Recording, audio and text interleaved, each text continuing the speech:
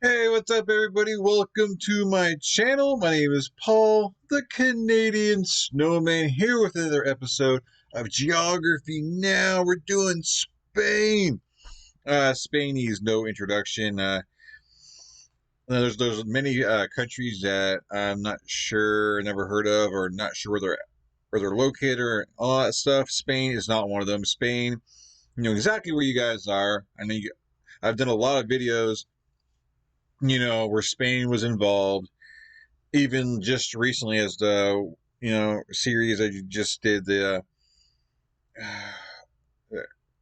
Thomas Cochrane is my mind went blank. Thomas Cochrane, I remember him kind of had something to do with the beginning of his career, with Spain, and Portugal over there. So definitely interesting stuff.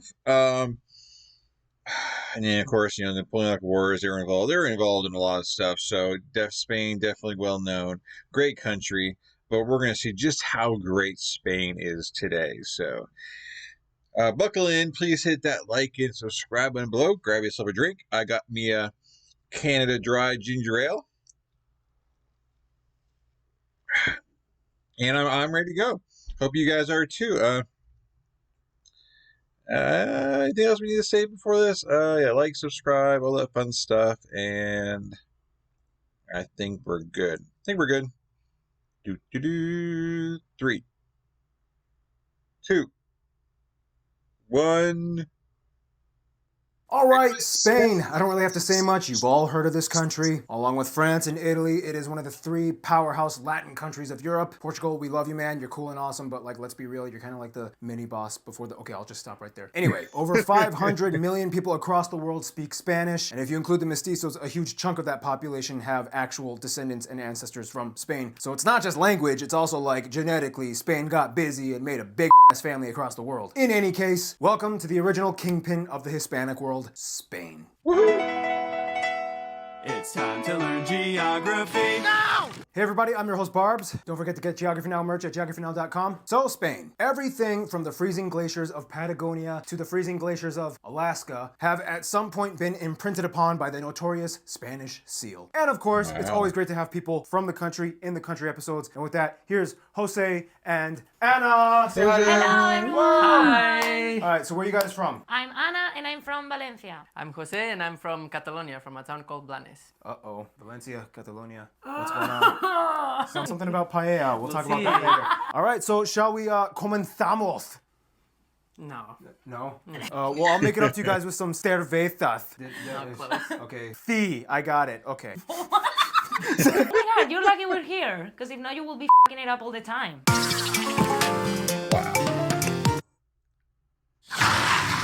Careful. They could smell fear. Oh, great. Sorry. Afraid. Might be me. Legend has it there is a tree. This is so interesting. This is the first time I've had two hosts on the show at the same time. Like, we're all like kind of bumping into funny. each other. Oh well. Now, we've covered a lot of countries that have loose forms of administrative division within their political regions, but with Spain, I kind of see it like a teacher with a really rowdy classroom. It's like, Hey, you kids, you stop that! Galicia! Hey, you stop talking to Portugal. Basque and Navarre, I don't know what you're talking about. Rioja, you stop drinking wine. Extremadura, do you even exist? Valencia, hey, you stop burning everything right now. Catalonia's trying to jump out the window. What? Oh, get here, you little... no, but for real, the people in Spain just know who they are and they own it. And with that, let's go to the animation. All right, Spain is located in Western Europe, taking up about 82% of the Iberian Peninsula, shared with Portugal to the west, the Bay of Biscay to the north, and to the south, subsections of the Mediterranean, known as the Balearic and Alboran Seas, and inland, the Pyrenees Mountains separate them from France and Andorra. Keep in mind, they even have this small little exclave in France called Yvia, cut off by about 1.6 kilometers of space to the Spanish border on the N154 highway. Up north on the Bidasoa River, Spain also shares an island with France called Isla de los Faisanes, or Pheasant Island, in which the sovereignty switches every 6 months. Those aren't the only countries that border them, though. In the southeast, by La Linea de la Concepcion, you find this peninsula, Gibraltar, which is actually an overseas territory of the UK that they have had since 1713 with the Treaty of Utrecht. In addition, Spain also has the Plazas de Soberanía, or strongholds of sovereignty, sovereignty, historical places in northern Africa that date back to the inception of modern Spain in the 15th century, and they hold on to. They include the two exclave autonomous cities of Ceuta and Melilla, which are effectively attached to Morocco. In addition, there are also 8 other islands and one peninsula known as Peñón de Vélez de la Gomera. The peninsula is divided by a 100-meter wide sand bridge, which makes it one of the shortest international borders in. So basically, if you live in one of these little enclave deals, you kind of have to take a boat to Spain, right? Because if you have to go through the rest of Africa, do you have to have a passport, or is there some kind of pass? Well, I guess a passport is a pass. To get, to Spain. Like, how does that? I guess you can just fly. I don't know what I'm talking about. I'm trying to make something complicated that's probably really not. But anyways, yeah. Anyways, I don't know.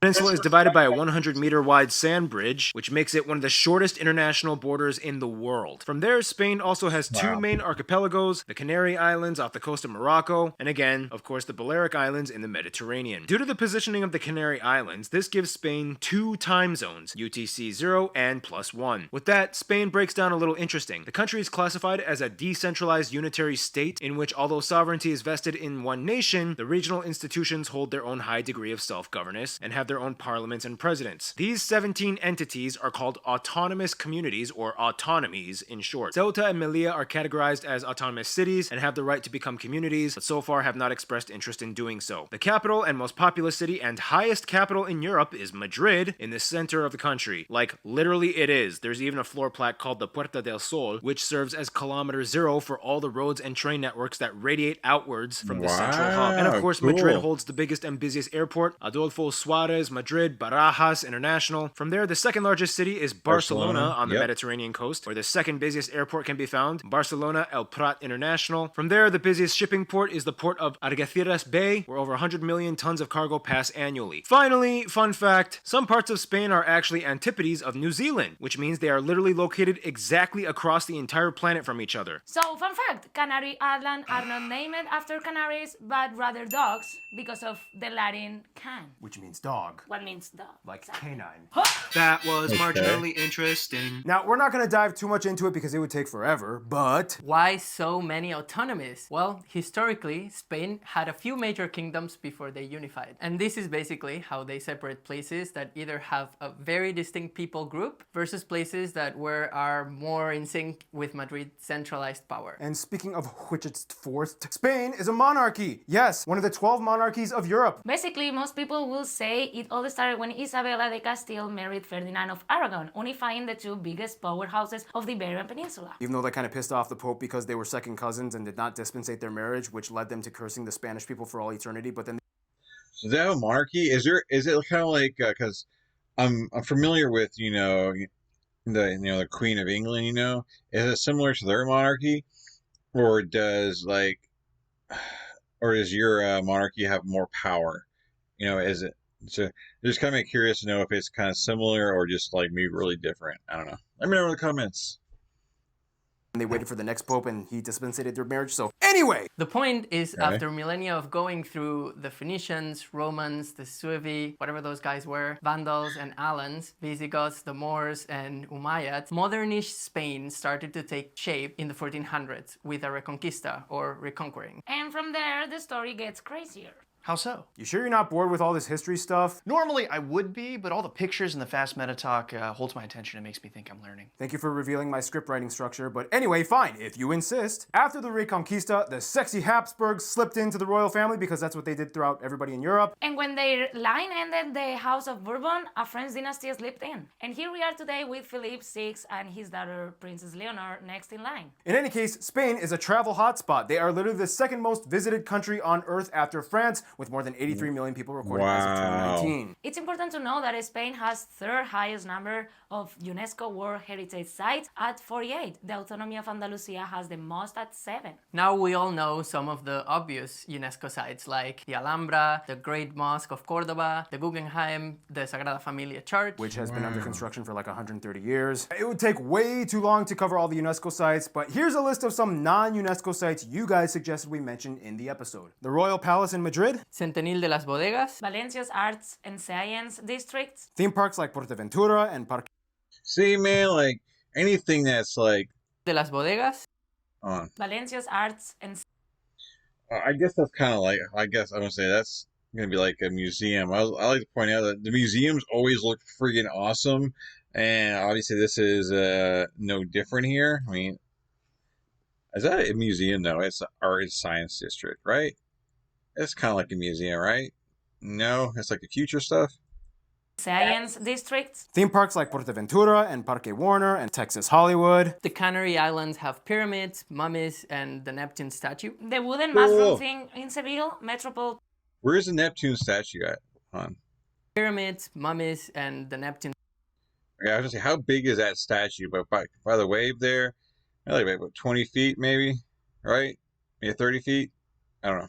statue. The wooden mushroom thing in Seville, Metropole Parasol. Madrid Cool. claims to have the oldest continuously operating restaurant in the world. Cádiz is the oldest city. And fake Germany, Mallorca, and fake UK, Ibiza. What? And so on. Yeah, that list doesn't even give Spain justice because it's not even a small fraction of the big picture. One part of that picture, though, is the landscape and resources. Which brings us So Bespoke Post, they just send us you to a another- cool box every month. This is good. Which we're gonna skip right now. to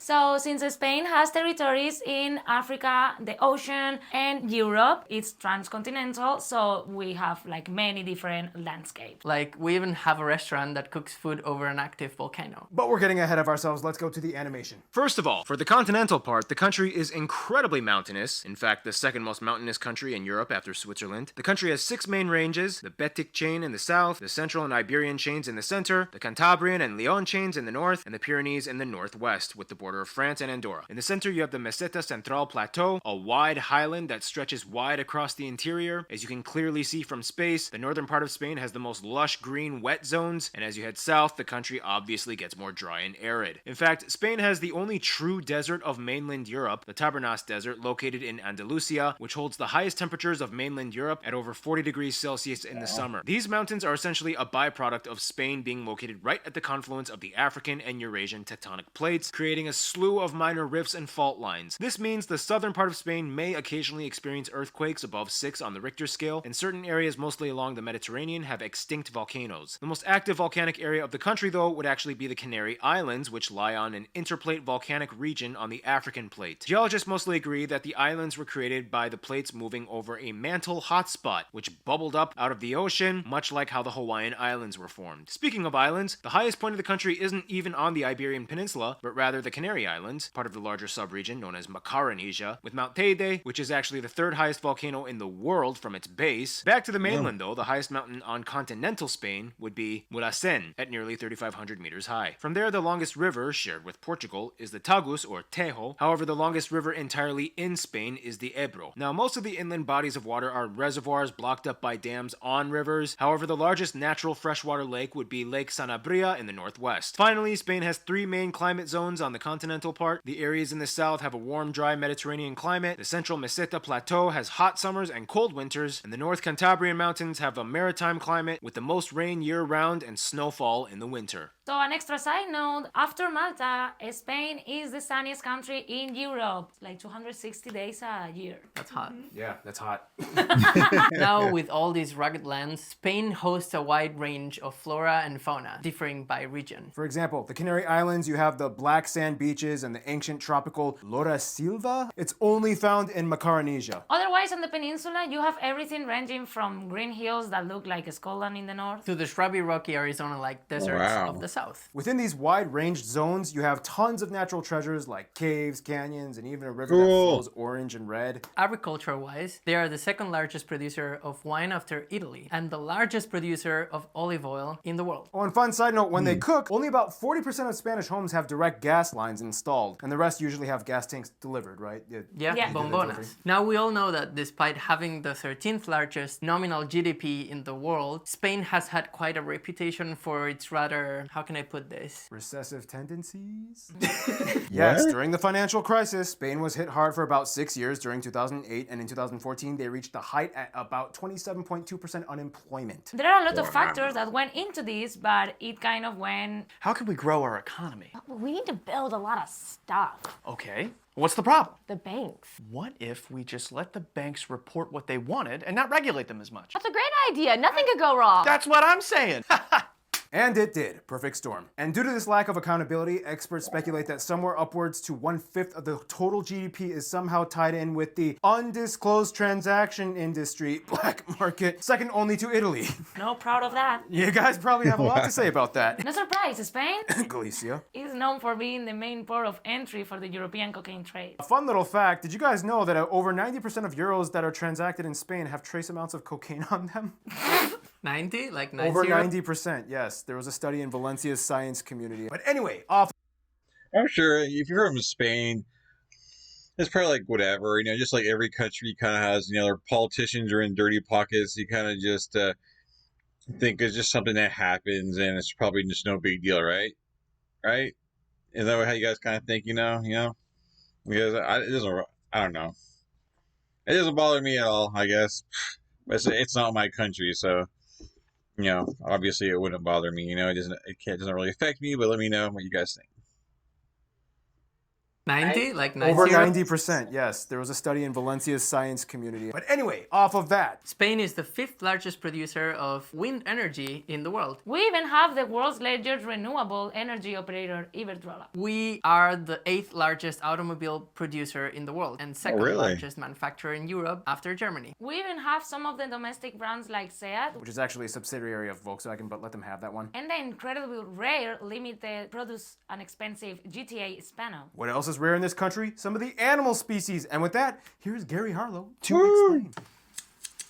Right, it's Gary Harlow here. In Europe, Spain and Italy usually rank in the top 2 in regarding biodiversity. I mean, they've got tropical forests to desert, so there's lots of wildlife real estate. The country hosts 16 national parks, the largest one being the Sierra Nevada in the south. Like Portugal, they share the same type of famous Iberian animals here, like the Spanish ibex and the wild boar. However, they're known for the Spanish Big Five: the bearded vulture, the Iberian lynx, the Iberian wolf, the imperial eagle, and the Eurasian brown bear. The national animal, however, is the bull, and some might say the Hispanic lion. Some historians claim that they might have inhabited southern Europe. It's in dispute. Lots of reptiles are endemic too, especially on the island regions. The Canary Islands have about 5 native species of gecko. Blah, blah, blah. It was a very good impression of a gecko. Otherwise, as a country that's in the path of migratory birds from Africa to southern Europe, there's over 630 bird species. Speaking of migration, I've got to migrate out here, fading into the distance. Thanks, Gary. Now we're about to talk about the food of Spain, but before we do, you have to understand there's a few things. What is food culture in Spain to you guys? What does that mean? What does it entail? Every meal kind of blends into the following meal. Next one. There's like a whole system, right? It starts with breakfast, maybe some churros and chocolate, and then what? Have un aperitivo. And then you have lunch, and lunch normally ends up with what we call sobremesa, that it's like just talk. But you stay at the table. And you stay at the table. You don't have to go out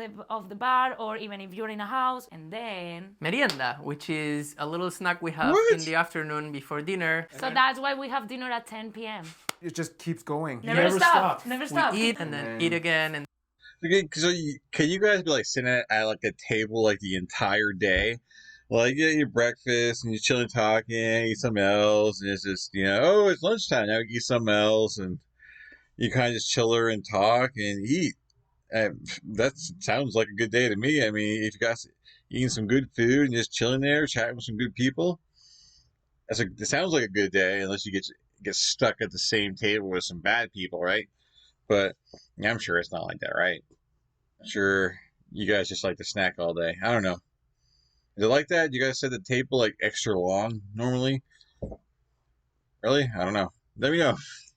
and then maybe go, dancing or something. But while you're dancing, you also eat. You gotta do flamenco with some... Probably. Fun fact, Spain is one of the countries in the world that has more bars per citizen. And you can even get beer in McDonald's, right? Yes. Yeah. True. Yeah, that was so impactful when I came here. Anyway, and with that, here's some food stuff with, guess who's back? Noah. Food! Prior to the 15th century, Europeans had no idea that things like chocolate, corn, tomatoes, potatoes, avocados, or sugar even existed. Through the Spanish trade routes, the rest of the world was introduced to these items, and now you can have things like pizza and fries. Great items. In any case, every region of Spain has a different style of cuisine, and the gastronomy is top-notch, world-renowned. We don't have time to explain them all, but some dishes you guys, Spanish geography peeps, said that every Spaniard will most likely have access to include things like gazpacho, torreznos, churros, croquetas, lechazo, cochinillo, arroz a la zamorana, hornazo, jamón, fideuá, cocido, and tortilla. This is not the same as a tortilla in Latin America, though. This is a potato and egg dish. And probably the most world-renowned dish, paella, originated in Valencia, and they are strict with the way that it is made. They hate it when this happens. Hey, can I have some of that paella? I've heard so much about it. Yeah, sure. It comes with extra mussels and shrimp, because that's paella. It does? Yeah.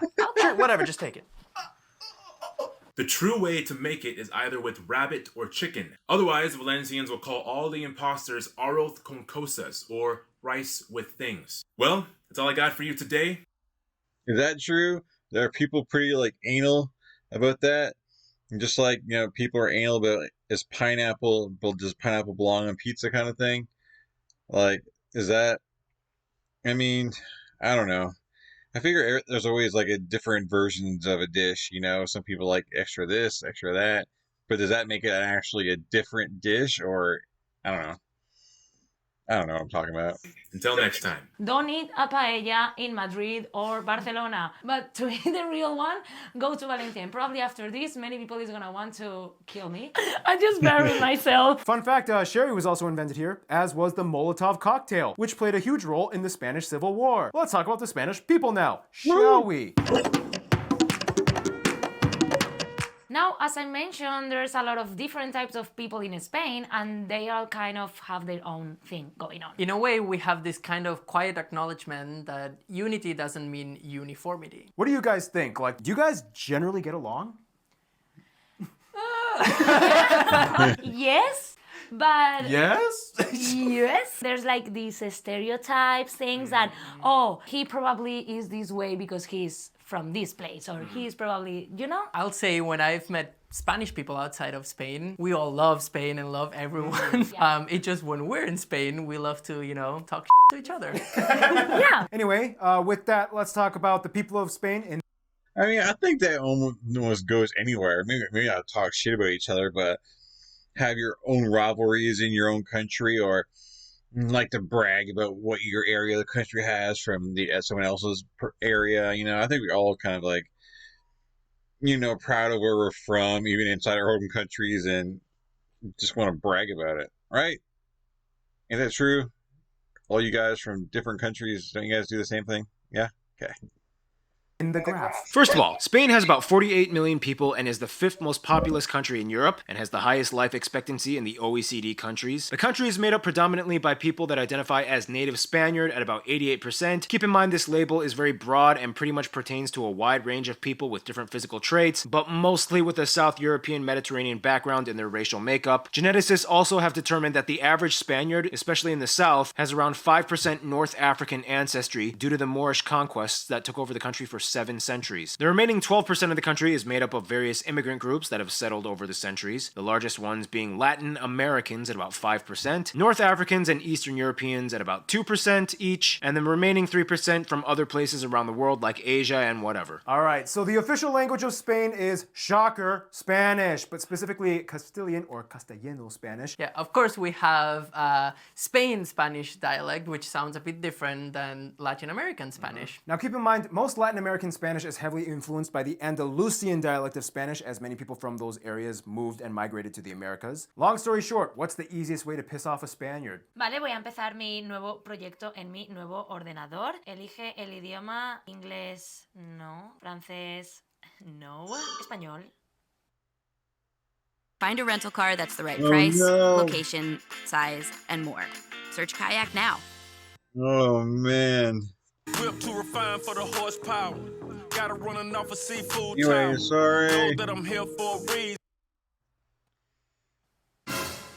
¿Alguien me puede explicar por qué está español con la bandera mexicana? ¿Alguien podría explicarme por qué? Porque el español de Europa es el español. Hey, it's not Mexico's fault they became a big deal in the Hispanic world. Anyway, on top of that, despite Spanish being the national language, they have 3 other regionally co-official languages that are allowed to be publicly used and published alongside Spanish. So we have Catalan, Galician, Basque. But Basque is a language, like it's obsolete. Historically, no one knows where it comes from and doesn't have anything to do with Latin or any other language. There's also other minority Romance languages like Astur-Leonese and Aragonese, but very few people speak them and they don't really pursue to officiate them. And there's other offshoot languages like Ladino, spoken by the Sephardic Jewish community. The coolest language fact though is that on the island of Gomera in the Canary Islands, they use Silbo Gomero, which is taught in schools. It's a language completely composed of whistles. Here's a clip if you want to hear some.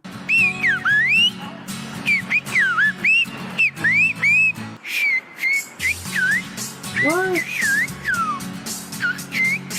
I didn't know that. You didn't even know that? Yeah, oh, we're all learning. Yeah, we could talk about language stuff in Spain all for hours. It's I'm guessing nobody does that, right? It's because they look pretty surprised themselves. That's just one of those things that just ended up happening, but obviously never took off, right? Or maybe I'm wrong. Maybe it's one of those big things that people like to do in Spain. I don't think so, right? I don't know.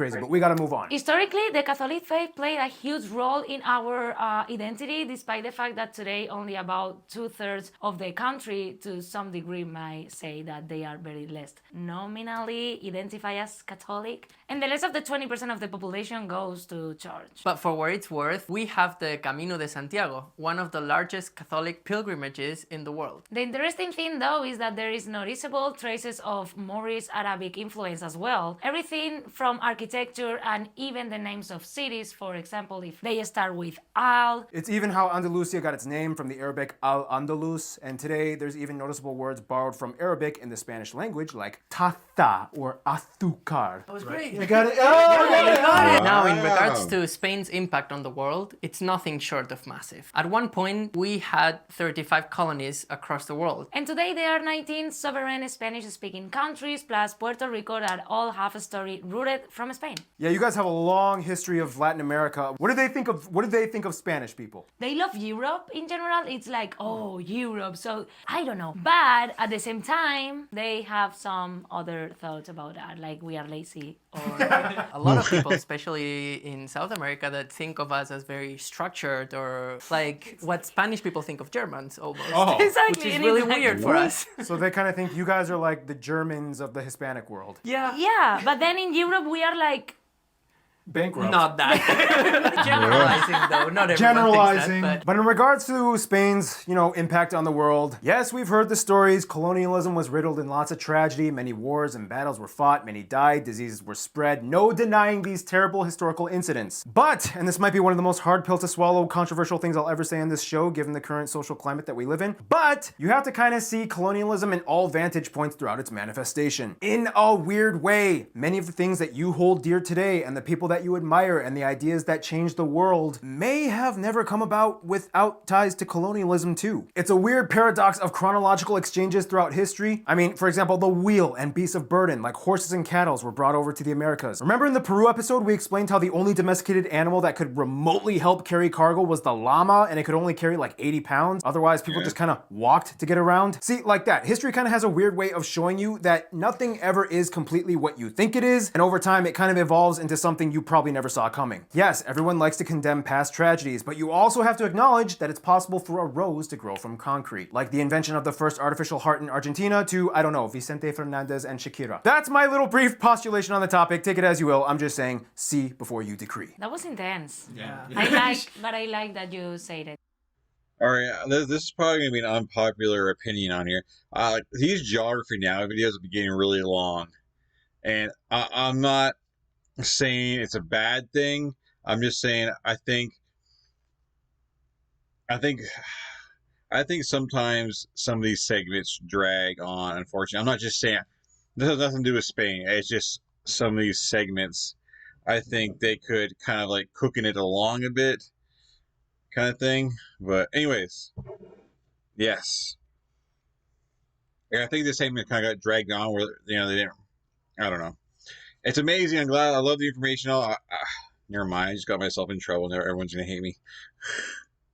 In a way, it's hard to judge that era with today's standards, and that gets really tricky. Yeah, I mean, I've been doing this for years, and I know what's coming. The Spanish people and our backstory have so many diverse layers. And luckily, we made a video explaining all about those various groups and nationalities of Spain, so just check it out right here. Click on it. Let's chill a little bit and have some fun. Let's talk. We also have art and sports and many other good things. So art with the sports part.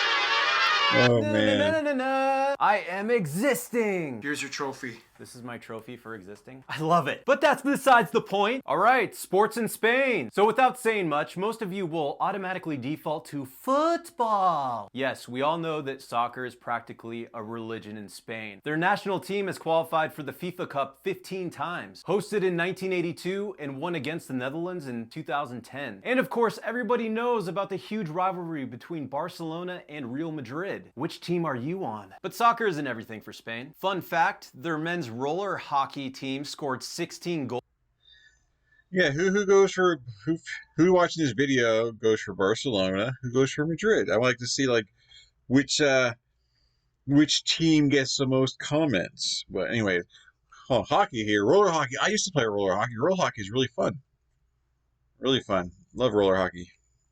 Gold medals. Everybody knows Nice. Rafael Nadal's Wimbledon Championship in 2008 and 2010. Their national basketball team has won 1 World and 2 Eurobasket championships. Aside from all the contemporary sports, Spain also has a rich culture of domestically produced sports. Everything from petanque to Canarian-style wrestling. I could fight a canary. I bet you I could beat it. I don't know, man. Those things are fast. The Basque Country, though, has the most native sports out of anywhere else in Spain. You have things like jayalai, stone lifting, hole drilling, wood chopping. That's my sport right there, wood chopping. In fact, Basque Country is where the running of the bulls happens. It's not really a...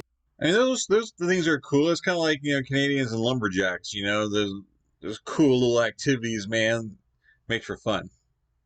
Yeah, running with the bull. I forgot about that. Man, do a lot of people get hurt? Well, I guess he hasn't finished talking about it, but do a lot of people get hurt doing that?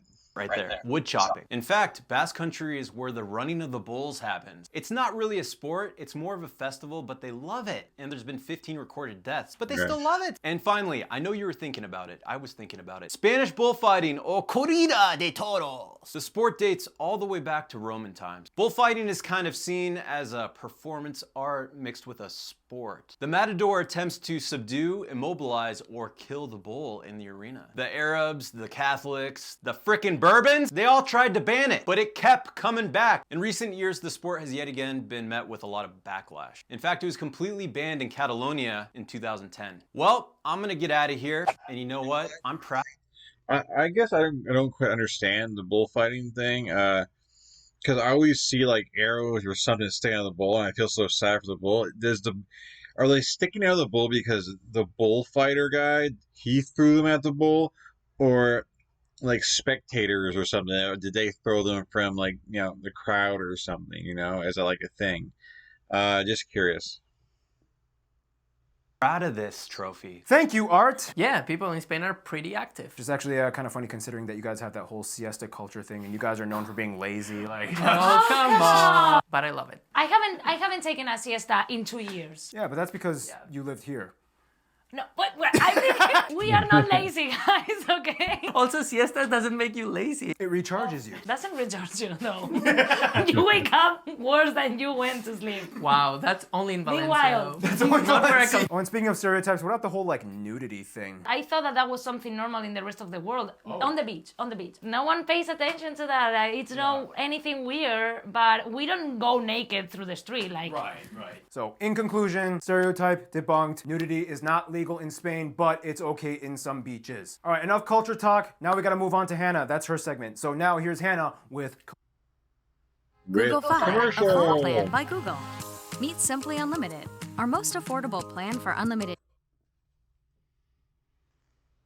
culture stuff. Hi guys, it is good to be back. And remember that you can get a Random Hannah t-shirt at geographynow.com. It has my face on it, and it's better than Keith. Ernest Hemmingway once said, "There is no nightlife in Spain. They stay up late and they get up late." That is not nightlife. That is delaying the day. Interestingly enough, they have one of the highest life expectancies in the world. Maybe night parties do the trick. In any case, Spain has been a frontrunner in arts and literature. So many people like these have made internationally famous pieces of literature. None more famous than Miguel de Cervantes' Don Quixote. In addition, so many world-renowned artists have come from Spain, including the Spanish Trinity, Pablo Picasso, Diego Velázquez, and Francisco Goya. He had some really dark works because he went deaf, and the Spanish Inquisition really hated it. But of course, you cannot forget Antoni Gaudi's architecture and surrealist Salvador Dali, literally buried in his own museum. Literally my favorite artist of all time. Spain is a hub of many inventions, such as the spacesuit, the stapler, the predecessor to the helicopter, the gyroplane, the wheelchair, glasses, foosball, and the discovery of the elements tungsten, vanadium, and platinum. Now, just very quickly, let's talk about some cinema stuff. Explore the political climate with movies like Pan's Labyrinth, which is actually a Mexican movie but does explore some aspects of Spanish culture and the Spanish Civil War. Take a tour of the beautiful Basque country by watching the movie Ocho Apellidos Vascos. I hope I'm saying that right. Was that right? Good enough. If you want to take a trip back to the Middle Ages and explore Spain's royalty culture, you can watch Juana la Loca, and everybody knows the famous actresses that came out of Spain like Antonio Banderas, Penelope Cruz, Javier Bardem. Anyways, you get the point. There is way too much film history to get into right now, but if you want to learn more, watch Filmography Now, guys, the first official spin-off channel of Geography Now.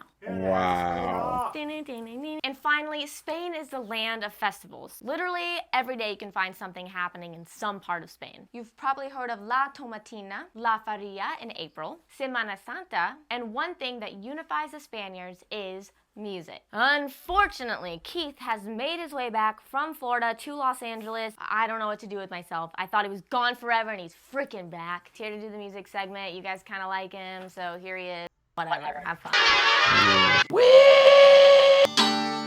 I'm back! I'm back in the studio. My segment kicks not her segment. By the way, everybody, over the years, I've worn Rush shirts many times. Everybody knows Rush is my favorite band, blah, blah, blah, blah, blah, Rush, don't sue, whatever. Anyways, so fun fact, and since I have such a love affair with guitars and things with strings, especially G strings, haha, but, the modern classical guitar was actually invented in Spain. This is actually a steel string. Spain is one of the very few countries that actually has no words in their national anthem. Each region of Spain actually has its own traditional style of music. The most well-known style of music that everybody around the world probably knows is flamenco music. Predominantly founded in the southern region of Spain and mostly the city of Seville. Highly recommend checking out Paco de Lucia, who's a phenomenal flamenco guitar player. I would have to explain flamenco music as a finger style on guitar. So, for example, said acoustic guitar, if you take these three fingers and you anchor your thumb, you kind of do this motion here. You can also, use your right hand as a kind of more percussive. In addition, most regions in Spain actually have their own style of dance, which is called the jota. The rhythms in the dance either are 3/4 or 6/8. It's like 1 2 3 1 2 3 1 2 3 4 5 6 1 2 3 4 5 6. It's basically the same thing. It feels faster, but it's not actually faster. Eventually, after the fall of the dictatorship, you had a bunch of amazing musicians come out, such as Rocío Jurado, La Pantoja, Joaquín Sabina, Rosalia. She's won like a bunch of Grammys. I don't know, it's just like whenever I watch some like Latin soap opera or something and with the chick in the big dress, and he cheated on me, and then I'm just all like, whoa. So that's it for me, you guys. What? I would just like to say thanks to Paul Barbato for flying me out to here to LA. So glad to have you back, Keith. Oh my god, it's great to be back. Woo. I missed In-N-Out and all of the glorious fast food that is in LA. Thank you, Keith. All right, and with that, it's time to move on to the friend zone, shall we?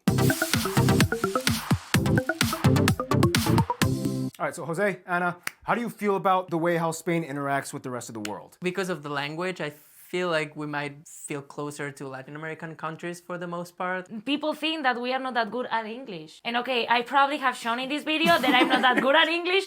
I'm sorry, I just had a long... I mean, it makes sense, though, if you're, if Latin America speaks your language, then of course you're going to feel more connected to them. But these guys are speaking pretty good English, Okay, okay. You're doing great. You're doing Okay. great. It's harder for us because we are come from a Latin language. Yeah. So a German person is gonna be able to understand and learn faster English than Yes. us. So Obviously, Spain has a huge impact on the world. So first off, of course, in Africa, it's interesting. The area of Western Sahara used to be a Spanish colony, which is now de facto run by Morocco, but with a dispute with the Sahrawi Arab Democratic Republic. Although Spain has never formally recognized the SADR, Spain does host a noticeable community of Sahrawi people on the Canary Islands, and on top of that, the whole Ceuta and Melilla thing kind of irks Morocco just a bit to say the least. Nonetheless, they try to keep things cordial, and every new prime minister usually makes a trip to Morocco for their first diplomatic mission abroad. Otherwise, they have very close relations with their former colonies, the closest probably being Argentina, as they have the largest diaspora of Spaniards outside of Spain with almost 500,000. And it's well known throughout the Latin world that Argentina probably has the biggest crush on Spain, so the more they get time with them, the better. Cuba and Venezuela are high up on the list too, Cuba being the last American colony to gain independence, and they have always been fond of Spain's values. Venezuela specifically has very close ties to the Canary Islands. They even speak almost with the exact same accent, and half of everybody on the islands have friends or family in Venezuela. Back to Europe though, Andorra is like the Beverly Hills where the Spaniards move when they hit it big and want to hide their money. However, if we're gonna get really personal, Portugal is like the little brother they have shared every moment of their history with. And they love to see him try. Like, whenever Portugal accomplishes anything, Spain is their #1 cheerleader. Like, Spain knows they are 4 times bigger and have a way heavier socioeconomic impact on Europe and the world. So, of course, let adorable Portugal have a Ronaldo or Magellan. They deserve some spotlight. Spain can't have it all. When it comes to their best friends, however, literally almost every single Spaniard I have talked to has said the same country, Italy. It's no shocker. When a Spaniard and Italian meet, there is an instant connection. They just share the same South Latin vibe and code of conduct that goes back millennia to the Roman Empire. They can easily learn each other's languages, they approve of the other's food and music, they both laugh at stories of crazy dictatorships and underground mafia drama over a glass of wine. In the end, evidently, Spain and Italy are the kings and queens of South Europe. Alright, and in conclusion, I think you guys should take it away. I'm out. we are welcoming, and the cool thing about Spain is like you have many different cultures within the same country, so you can live completely different experiences. We like to party.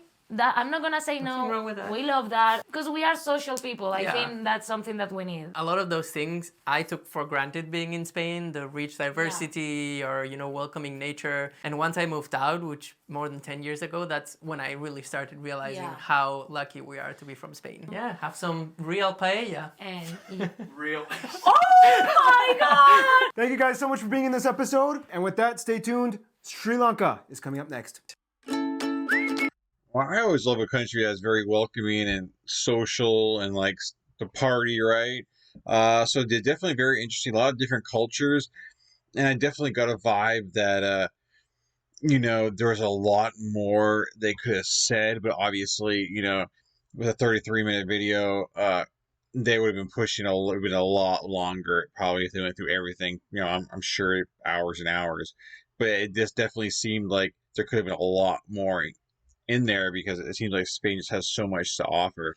But anyways, really cool country, very special country, and it definitely surprised me with Italy. I didn't realize that Italy and Spain were very similar. I guess from being on the other side of the pond, just you would never think about that. But anyways, guys, please hit that like and subscribe button below. I'd really appreciate it.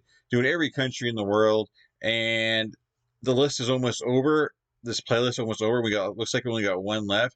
But I'll end up updating and doing the new countries as they come out. But anyways, guys, peace. Catch you guys in future videos, and I am out of here. Woo!